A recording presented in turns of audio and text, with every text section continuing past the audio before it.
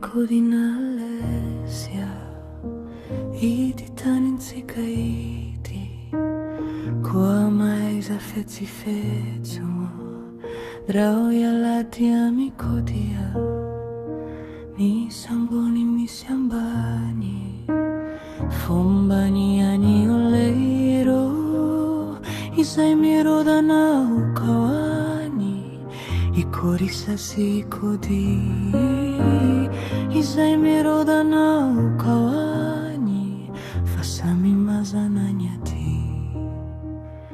Tsy zahony izy fakama niarany aina tamity, tanaty fotaka malama, tanaty trano fatimby, resabe avokoa nitavatavandry zalaye, mody hana usua kanjoanay kitrany alaye, mody hana usua kanjo hitsensi trany alay.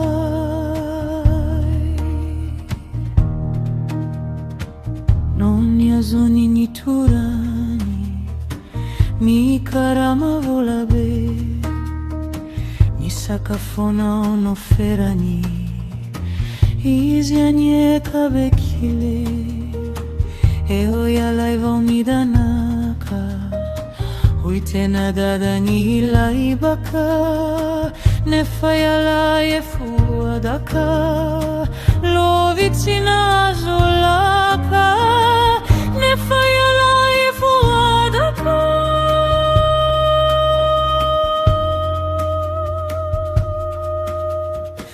Falasan'olo